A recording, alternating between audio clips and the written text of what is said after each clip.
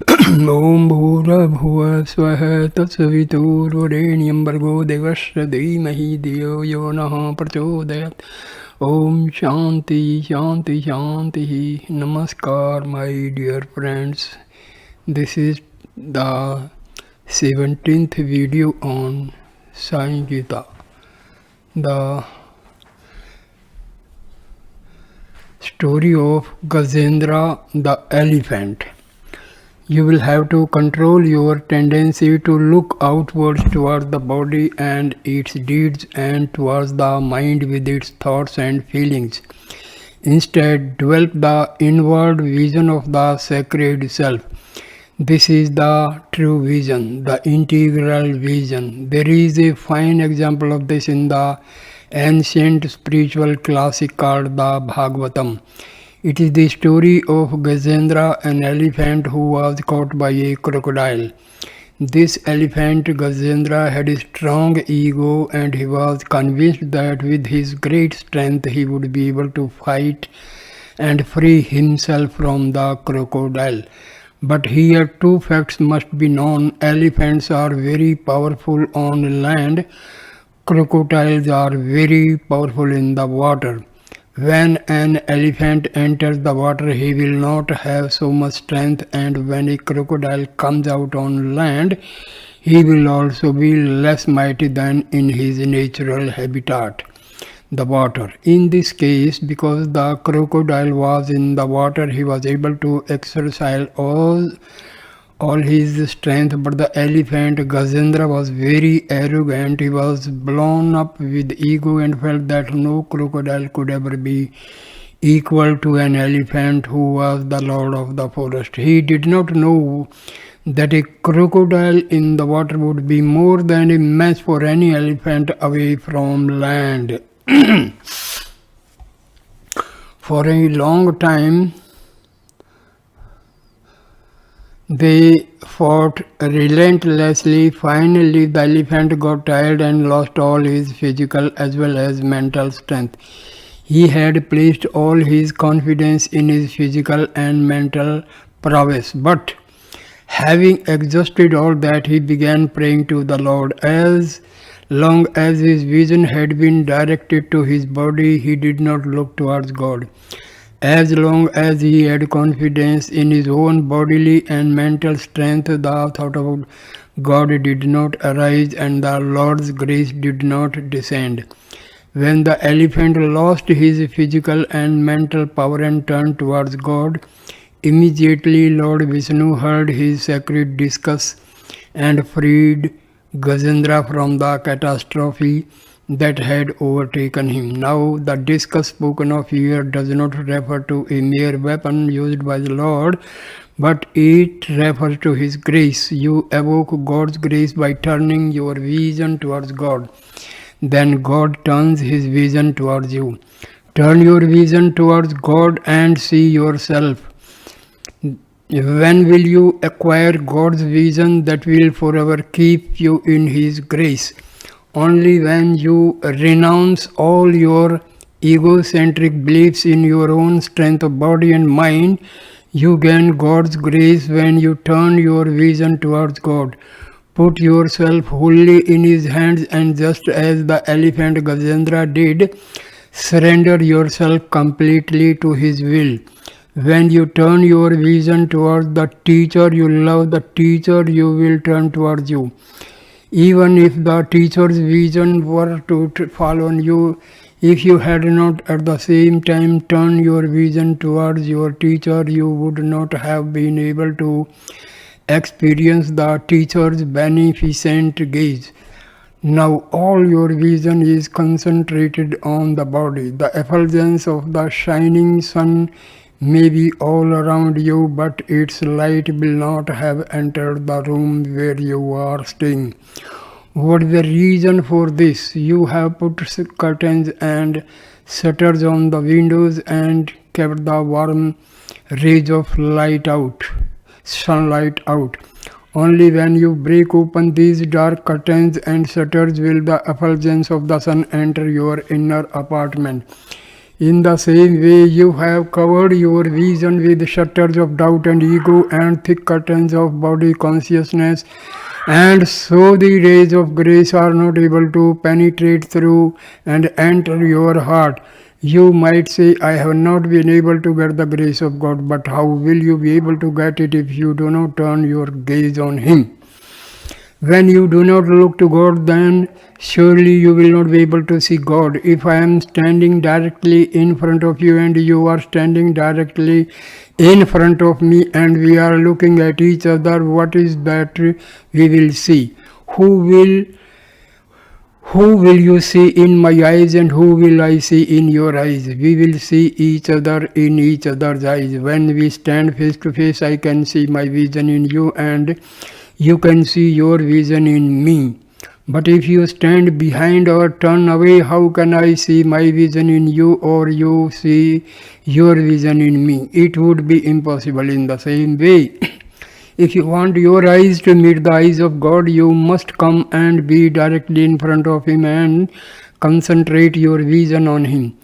When you do, He will turn His benevolent gaze upon you and you will see a vision of your higher self. When the sight of the elephant Gajendra was turned towards God, God's sight met with it, because God's sight then turned towards Him. Once that happened, all problems were automatically solved. The elephant of arrogance and the crocodile of attachment. Who is this elephant? This proud elephant is arrogance and pride. When a man is full of arrogance and pride, he develops desire. Desire may be compared to thirst. When this proud man develops thirst, he goes to the waters of the world to drink. Even before he enters these waters completely, attachment catches hold of him. Attachment and possessiveness are the powerful crocodile that rob you of all your strength and makes you cry so pitifully. Before entering the waters of the world, before having gained so many attachments, you will have only rarely cried. For example, before marriage, a young man will feel free and unencumbered, but after marriage there will be a continuous growth of attachments. Then one has to take care of wife, children and parents-in-laws and quite a few other relatives, and soon it feels like the whole world has laid hold of him and is pulling him down under the waters. Once you develop egoism and pride, then desires follow. Soon attachments come, and from attachments all these bonds develop. When bonds develop, you will be so distracted you will not be able to turn towards God and see Him. Only when you look towards God will you be able to see Him. Then He will look towards you and you will be able to perceive your own true image. Therefore Krishna cautioned, do not become a victim of this bondage. Arjuna, keep your mind clear and pure. Always look towards the immortal self, the universal principle. It is the one divinity existing in all things. Cultivate such sacred vision in your mind. Do not allow the weeds and shrubs of ego and body consciousness to develop in your heart. Instead, grow the tree of God's grace in your heart. Turn your sight towards God. Let this be your objective. Make that your goal. To become free, surrender your mind to God. The entire world is made up of three qualities. These qualities constitute illusion. They can be spoken of as density or inertia, action or reaction, and balance or harmony. Although their effects are very different, all three qualities befog your understanding. As long as these qualities reside in your heart, you will remain in bondage, embodiments of love. Among the three qualities enumerated above, the first two, namely inertia and excessive activity, are responsible for all the sorrows, grief, troubles and problems that you experience.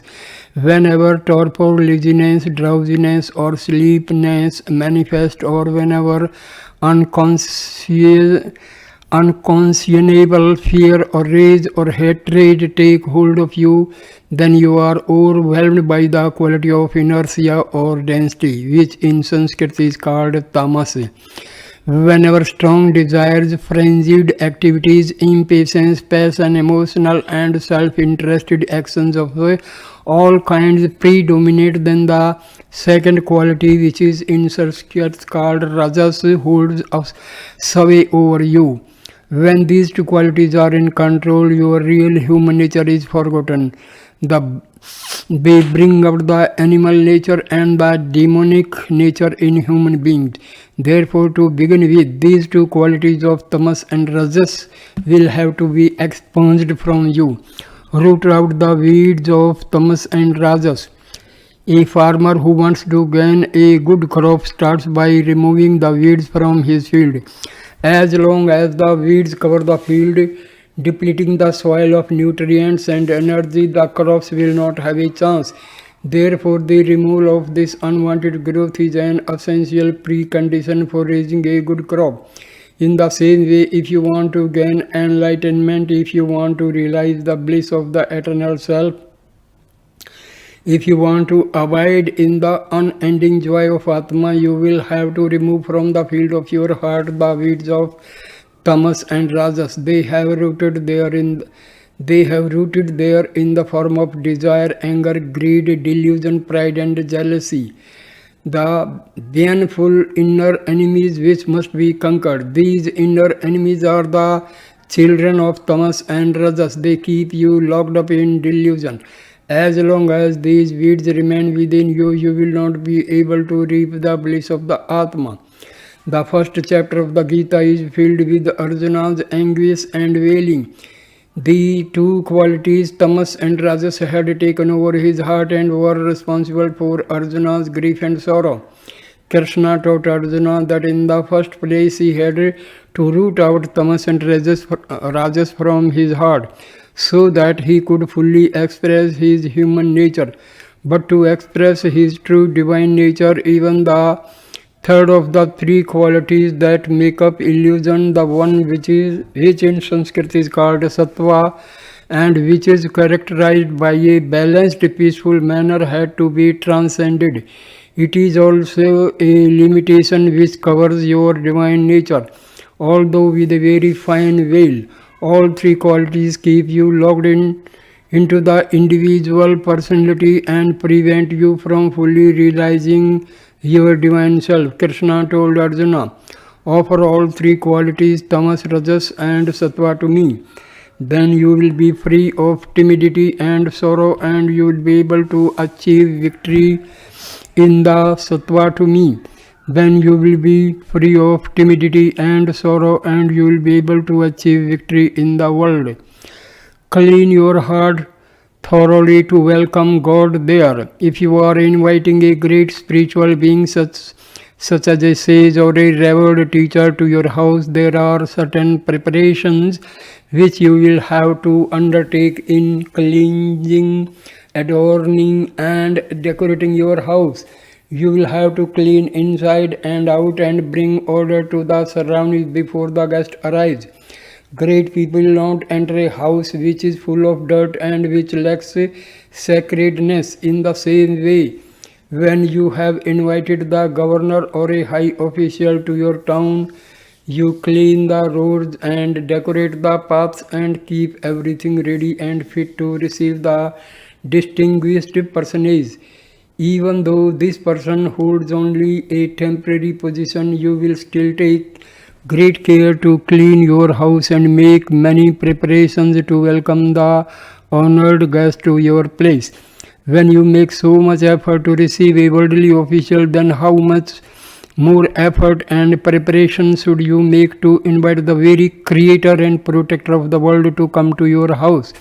Clearly, when you welcome God into your heart, you must cleanse your heart thoroughly. Only when you purify your heart will God be pleased to enter it. Krishna said, Arjuna, up to now you have been taking me only as the charioteer of your chariot, but you must take me as the charioteer of your life. The seat on which I am sitting in the chariot is clean and well decorated. Now think of how clean and grand your heart must be to make a seat for me there. If I am to install myself as the charioteer of your life. If you go to a park and decide to sit down on the ground, you put down a mat or a newspaper or a large kerchief and sit on that. When you take so much care about the seat for this body, which after all is just temporary and full of impurity, how much more care should you take when you are inviting God into the inner sanctum of your heart? As long as the two qualities, Rajas and Tamas, are in your heart will remain impure. These two qualities continuously pollute and dirty the heart. As long as it is dirty, the divinity will not enter your heart. You will not be able to perceive the divine presence there. Therefore, you must first remove the qualities of density and inertia, the tamas quality, and having done that, you must remove the rajas quality. Then the sattva quality will shine in you and you will become a self-assured human being in touch with your divine source. Start now by making every effort to remove every bit of dirt that has accumulated in your heart. There is a small example for this. Devotion, wisdom and detachment will keep you pure. When ladies go out, they frequently take along a little mirror, a comb and a handkerchief to make sure that they will present a neat appearance. Why do they take these three particular items during the journey? It is quite likely that their hair will get disturbed. To put their hair back in order, they take the comb. To see if their hair is properly in place, they take the mirror. And to wipe their face, they take the handkerchief. If they leave any one of these behind, they will not be able to achieve perfection in their appearance. So a comb, a mirror and a handkerchief are necessary to help maintain facial cleanliness and a neat appearance. In the same way, if you want to correct the disturbed beauty of your heart, you will have to take certain aids for that too. Whether your hair is disturbed or not is shown to you by the mirror. Whether your heart is disturbed or not is shown to you by your devotion, which acts as the mirror. This mirror must be pure. When the mirror is clean, you will be able to see if your heart and mind are pure or if they have become covered by impurity. When you recognize that your heart is disturbed, you have to correct it, and for this purpose you need a comb, namely the comb of wisdom. Wisdom clarifies the heart and returns it to a state of order and beauty. Then, just as you have a cloth to clean the dirt that has come on your face, you have to remove the dirt that has entered your mind with the cloth of detachment. With the help of detachment, you can wipe off all the dirt that has accumulated in your mind. Just as ladies take these three things, the mirror, the comb and the handkerchief, along with them whenever they go out on a journey in the world, so also in your journey of life you have to take devotion, wisdom and detachment to keep your heart and mind pure. The characteristics of Rajas.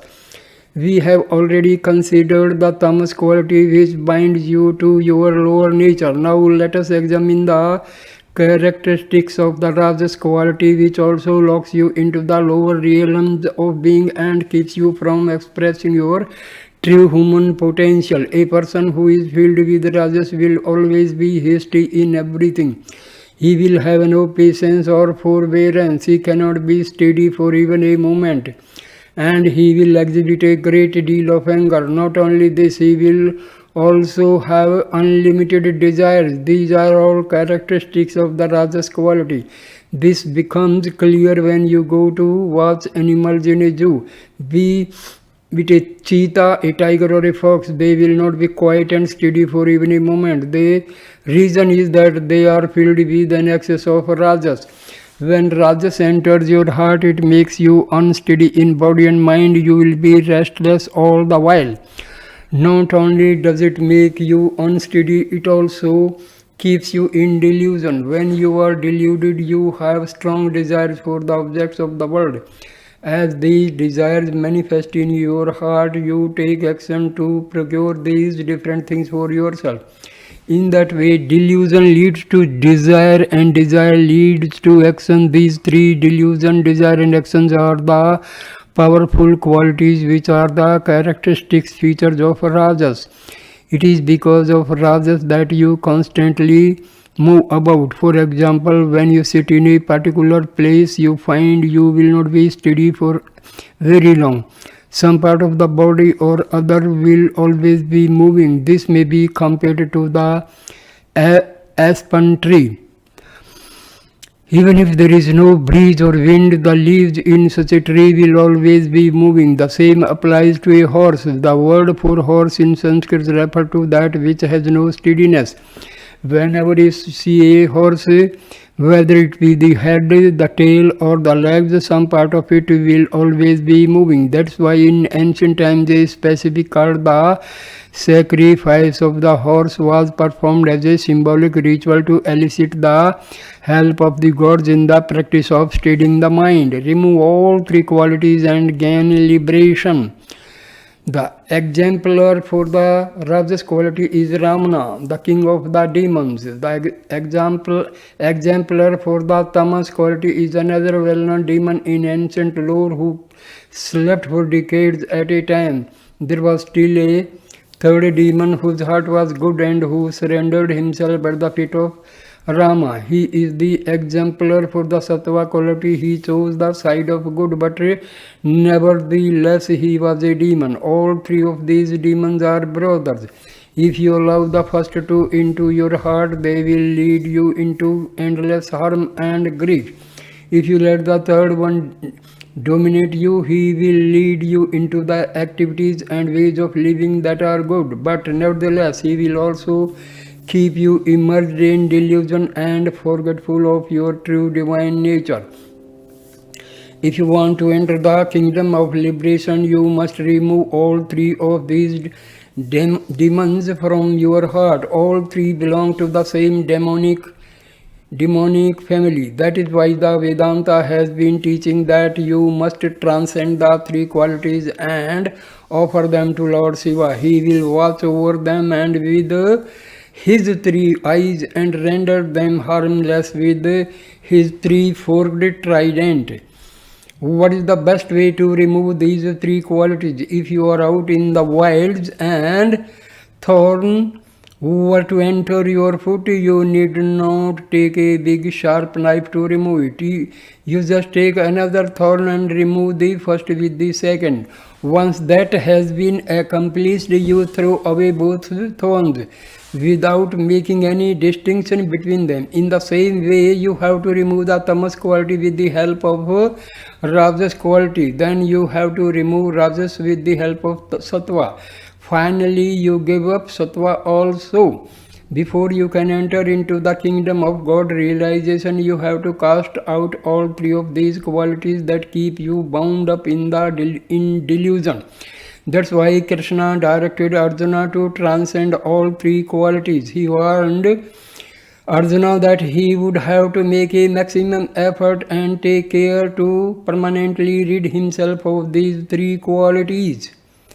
After having taught Arjuna to recognize these various qualities, Krishna showed him how to rise beyond them. In that way, Krishna transformed Arjuna into a truly wise man. The primary cause of these three qualities is the mind. It is impossible to transcend this human nature and realize your divine nature until your mind loses its wavering nature and becomes still. Therefore, the best way to transcend these qualities is to offer your mind to the Lord. After you have offered your mind to Him completely, God will take care of you in all respects.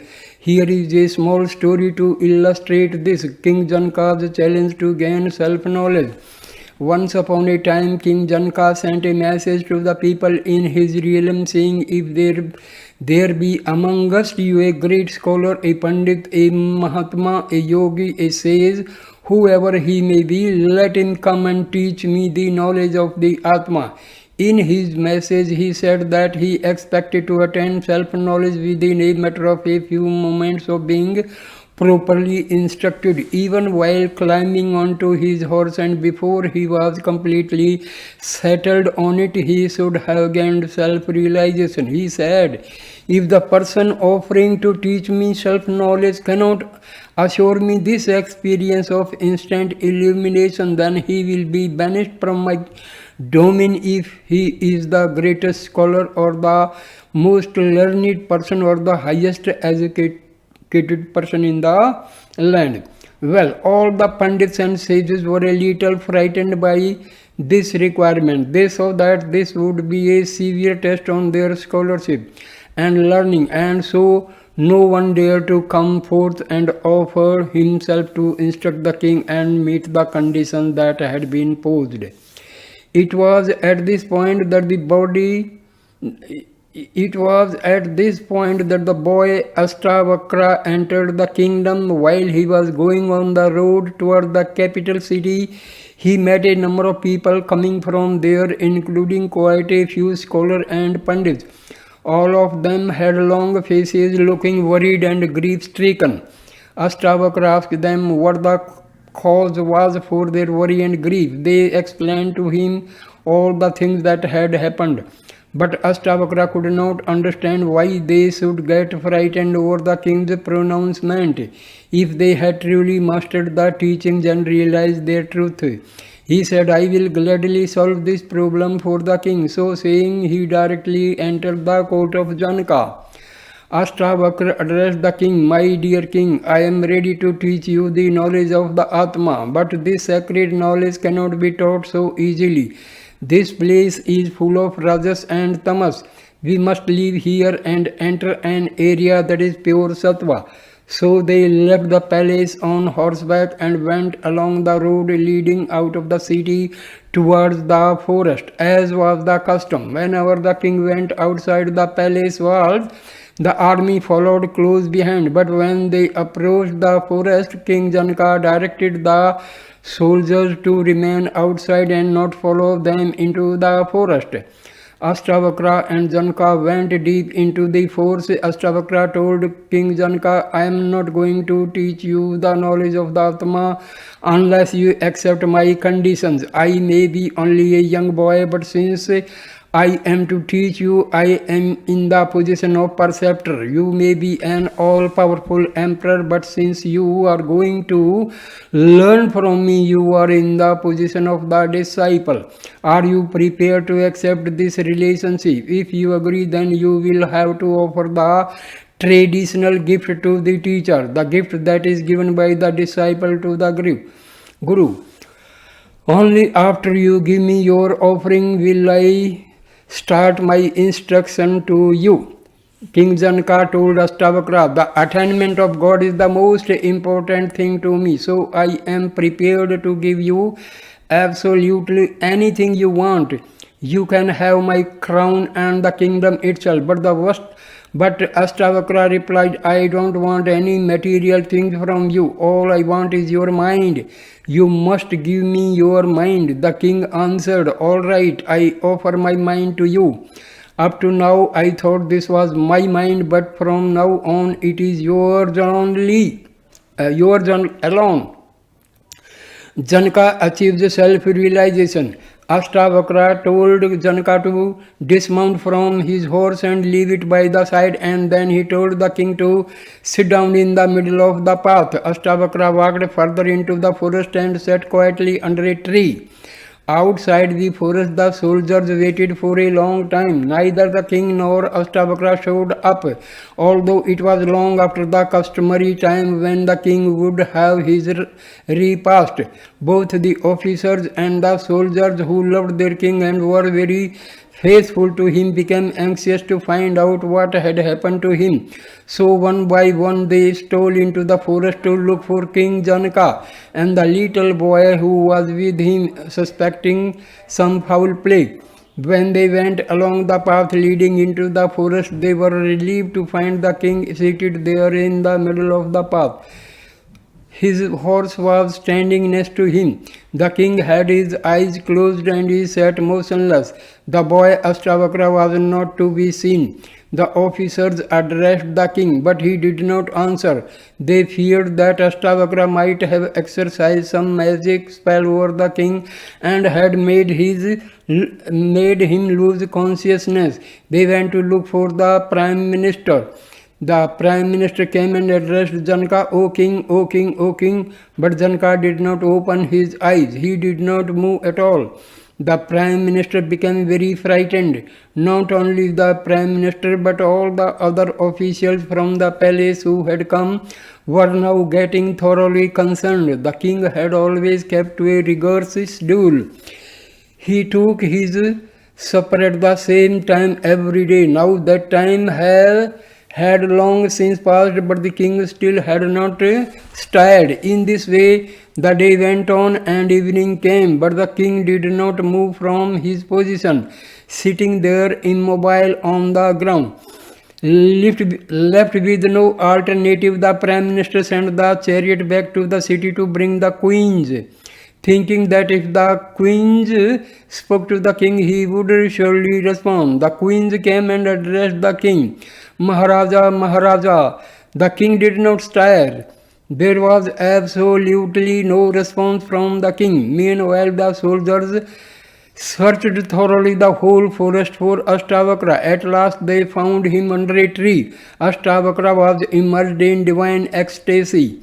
The soldiers called out to him and exhorted him to answer their queries. Ashtavakra came out of his self-absorbed blissful state. They implored him to come to the place where the king was. Ashtavakra asked them, why are you all so worried? The king is safe and everything is all right. But they insisted that Ashtavakra come along with them and brought him before the king seated in the middle of the path.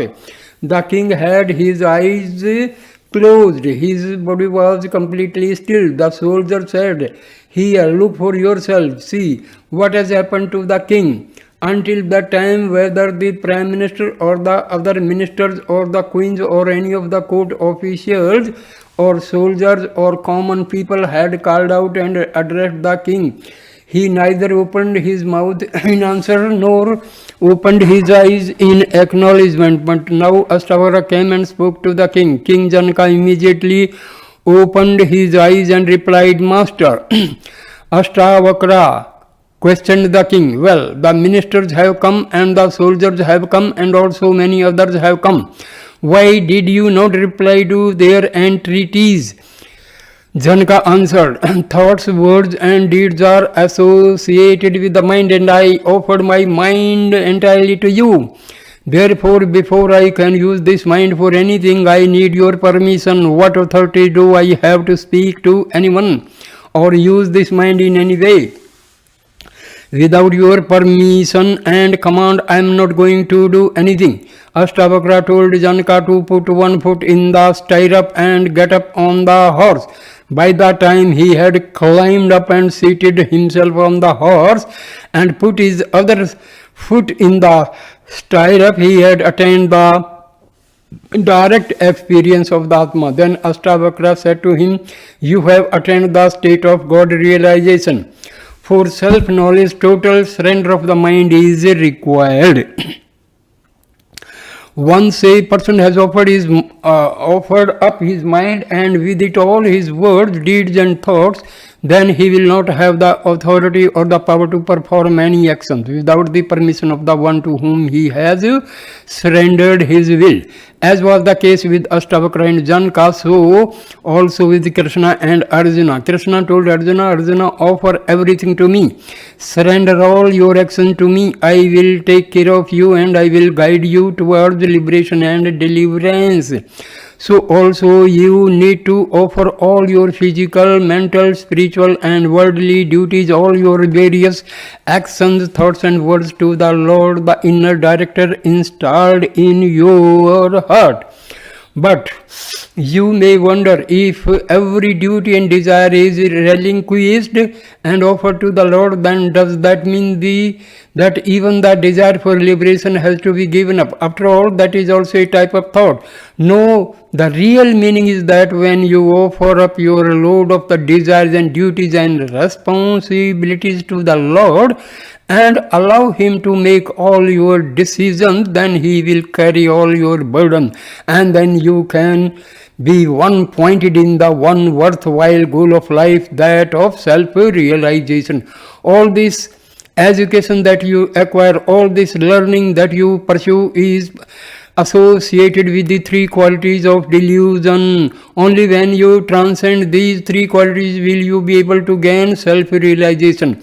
In celebrating a marriage, a benediction is given so that the couple might be blessed with a successful career, with material prosperity, and with a fine family. These are three of the four primary goals of human life. The first refers to duties and responsibilities and position. The second refers to the accumulation of wealth, and the third refers to the desire for progeny and continuation of the family line. All three of these goals have to do with the worldly life, but there is a fourth goal of human life. That final and most important goal is liberation. The fourth goal relates to the spiritual life. The first three of these goals of life cannot be considered equal to the fourth, which is liberation.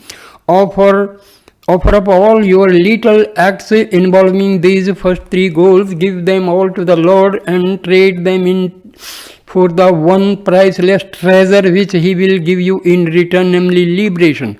Consider the following example.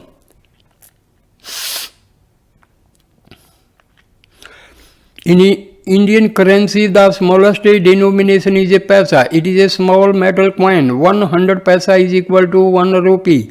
Conversely, 100 rupees is equal to 10,000 paisa. If you should have to carry these 10,000 paisa around with you, it will become a very large unwieldy bundle. Also, it will be quite difficult to hide and protect such a big bag of coins. If you were to heap all of these 10,000 paisa into one small cloth, the cloth would soon get torn, and before long the coins would fall out. Krishna told Arjuna, I will give you a 100 rupee note. Give that whole pile of change that you are carrying, consisting of 10,000 paise, to me. This 100 rupee note and this 10,000 paisa are equal to value. But what a great difference there is in the burden of carrying them around with you. It is the same with all these many little duties and worries and thoughts of various types that burden you. Offer all 10,000 to me, I will give you a single 100 rupee note and relieve you of your load. All your various thoughts, all your wishes and wants, all these small desires may be compared to individual paisa. When you have so many small paisa, unless they are all put together, they will not be equal to a 1 rupee note. Krishna told Arjuna, all these small desires can never be equal to the grace that I can shower on you. So give them all to me. This is how King Janaka was able to attain liberation after he had offered up his entire mind, all his thinking and doing and speaking to Ashtavakra. Offer up your mind to the Lord. The sum and substance of all this is that you should offer up your mind to the Lord. In everything you do and think and say, follow His directions emanating from the purity of your heart. That is what is meant by becoming mindless. Do not allow your mind to follow desires. Offer all these desires up to the Lord and follow only His dictates. Until you have done that, pleasure and pain, happiness and sorrow, and all the other pairs of opposites will be present within you. If you want to become free of these opposites and treat all these qualities equally, you have to become mindless. That's why it has been said to Vedanta, in the Vedanta, that it is the mind which is responsible for liberation or bondage. As long as you retain the mind, rajas and tamas will not leave you. So long as you have rajas and tamas, you will have no steadiness. Why is the mind so unsteady constantly? hopping from place to place, it is because of desires. The desires all relate to the body. Consider for a moment that you have poured a little water into the vessel. When the vessel moves, the water also moves. If the vessel is steady, then the water remains steady. In steady water, you will be able to see your own image. In moving water, your image will be blurred and indistinct.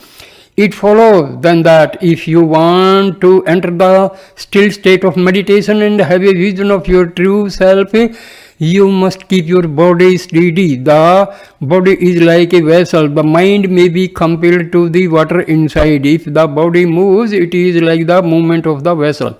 Then the mind inside will also move. Therefore, if you want to keep your mind steady, you must keep your body steady. Considering how much you move the body, think of how much more the mind will move.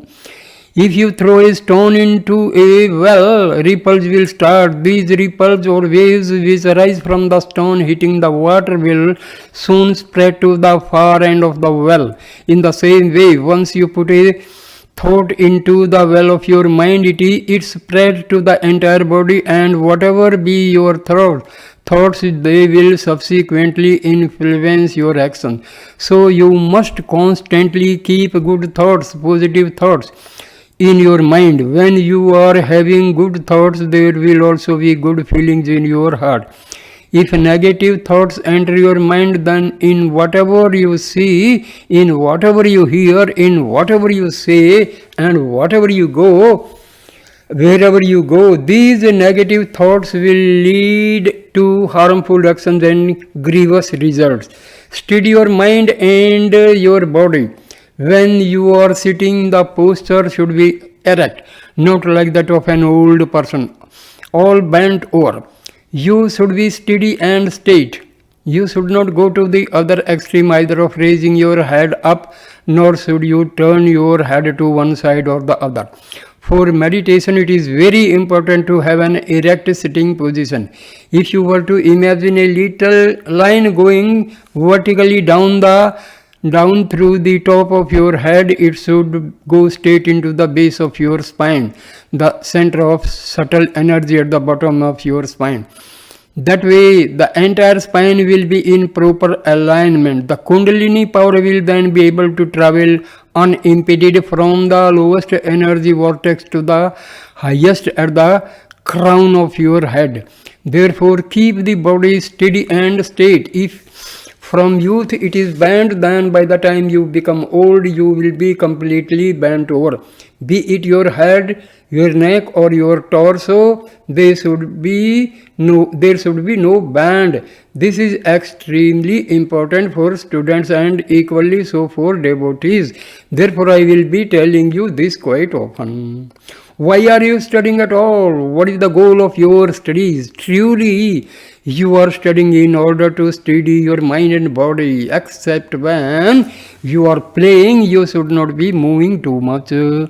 Even when you are talking or when you are singing, you should be steady. In this way, right from childhood, if you can keep your body under control, it will be very useful to give you as an instrument to achieve meditation. Krishna gave these instructions to Arjuna in the Gita in order to turn Arjuna into an ideal representative of mankind, one who would serve as a model for all humanity. Krishna told him, Arjuna, I am taking you as my instrument so that by your example you will teach all of mankind. Arjuna became an ideal person since his wavering mentality was due to Rajas and Tamas qualities. Krishna told Arjuna to systematically rid himself of these two qualities and offer them to the Lord.